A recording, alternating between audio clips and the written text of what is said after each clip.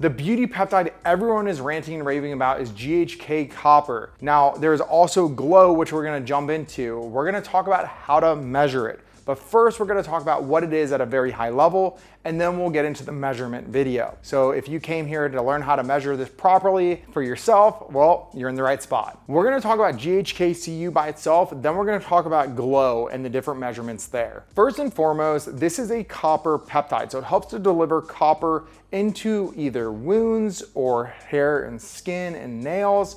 It is also a longevity peptide. Helps to reduce down something called apoptosis, which helps to prevent cell death. But majorly what it's known for is that it improves collagen synthesis, which is what everyone's trying to get in the beauty world when we're getting microneedling or things like that. Now, I think it's important to talk about this bottle right here and what's in it. It is blue. There was someone on my last video that actually asked about how to measure BPC 157, why their bottle was blue and the powder was blue. Well, they were shipped the wrong bottle because that is a copper peptide. Copper is actually blue. So if you get it blue, you're not getting scammed. That's just what actually the peptide color is. It's the only peptide that I know about that is blue. So if it's blue and then you mix it together and it gets even more blue, that's okay. It's not dye. It's literally the copper in the peptide. Typical bottles of GHK-Cu are sold as 50 milligram bottles. However, there are some other companies out there that only sell 25 milligram bottles. So I will talk about how to mix that as well to make the measurement easier for you guys. So first and foremost, what are you gonna need? You need your bottle. You need bacterial static water. Please do not use sterile water or normal water. It needs to be benzyl alcohol water. The benzyl alcohol in there keeps the solution sterile so that you don't get infections. So this is a 30 ml bottle, which is going to last for approximately 30 bottles, depending on your measurement. You need an insulin syringe. This is a 100 unit insulin syringe. 100 units is 1 ml of water. So you pop the top off, and then if you were to pull the syringe all the way back to the 100 unit marker, that is 1 ml water. This is what we're going to be using for this video's measurement, and I'm gonna break this down. First and foremost, we're gonna have our water, and we're gonna have our insulin syringe. Pull the water all the way back to that 100 unit marker right here. Once we're done doing that, there's going to be water in here. We take this bottle, we pop the top off. Put the bottle to its side. You don't want to shoot it directly into the bottle. So you have it on the side right here, and then you're gonna slowly push the water into it. Don't shoot it really fast. Shoot it, let it trickle into the bottle. So as this is trickling into the bottle, when you're done, you're gonna notice there will still be some powder left over. It's gonna be water and powder still. Don't shake the bottle. Roll the bottle slowly. When you roll the bottle slowly, it'll slowly mix it together. If you shake the bottle, you can damage the molecules itself, so you don't want to do that. If you're struggling to calculate how to measure and actually dose your peptide, I've created a website just for you to help you out. This is called pepscalculator.com. It's free of charge and it just makes life easier. You guys have been so supportive of this channel that I wanted to give back to you guys. So thank you guys so much. If you guys are interested to learn more about different peptides and how to measure them also, you guys can click right here and we have an entire peptide series. Now, how much are we going to take? Typical dosing is going to be 2.5 to 5 milligrams per day for most people. In injury cases, it's definitely going to be on the higher end, more towards that 5 milligram marker. So for ease of measurement here, we're gonna talk about what is 5 milligrams, and then we'll talk about 2.5 milligrams, which is the typical maintenance dose. So if you pull this to the 10 unit marker right here, this is 10 units. 10 units is 5 milligrams of GHK copper.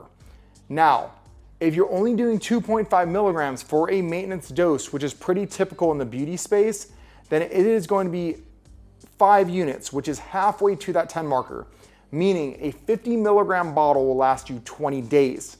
If you are going more extreme and you are doing that 5 milligram marker, which in the past when I would do it for injuries, I would do 5 milligrams per day, that would be the 10 unit marker. That means that this bottle only lasts me 10 days instead of 20 days. Now, if you only have 25 milligram bottle, then the measurement is slightly different.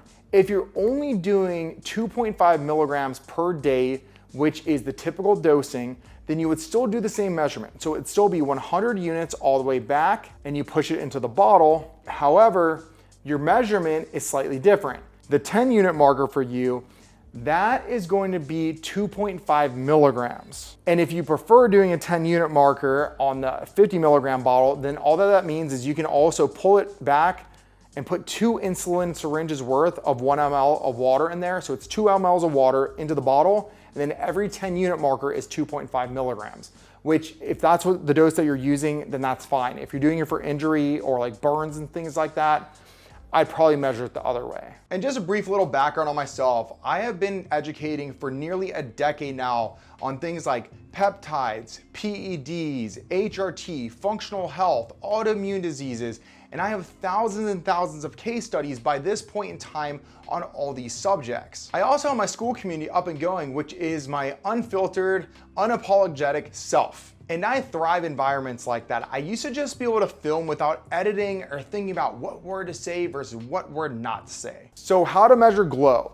It's a triple peptide. So you've got the GHK-Cu, that is usually a 50 milligram in the bottle, TB500, which is usually 10 milligrams in the bottle, and BPC157, which is usually 10 milligrams in the bottle. Now, the reason why they dose it this way is it actually makes it easier to measure it. So you will be doing 2 full insulin syringes worth of this, right? So this is going to be 100 units 2 times. So you're gonna take it and you're gonna put it into the bottle. You don't have to mix it yet. Then you take another 1 ml of the bacterial static water, and then you push it in the bottle. So you have 2 mLs total in it. When you pull this back to the 10 mark, that is your daily dose. That is going to be 2.5 milligrams of GHK-Cu. It is also going to be 500 micrograms of TB500 and 500 micrograms of BPC157. That is 20 days worth of Klow. And I'll tell you right now, you guys, I've seen amazing results not only with GHK-Cu, but with Klow. I've seen women that have had multiple pregnancies and loose skin around their waistline completely shrink wrap to the point where it looked like they had plastic surgery done to fix it. I'm not making it up. It's absolutely mind-blowing how effective these are. I'm not really going to go into the details around Klow. Klow is GHK-Cu, TB500, BPC157, and KPV. So it's essentially Klow plus KPV. The measurement is going to be identical to what was happening in Klow. Almost every compounding pharmacy compounds Klow and Klow at the same exact ratios. If you guys have any further questions, feel free to drop them in the comments down below. I tried to get to each and every one in the last video, and I believe that I did. You guys have been absolutely amazing. So I love to hear about your experience too if you guys end up taking them.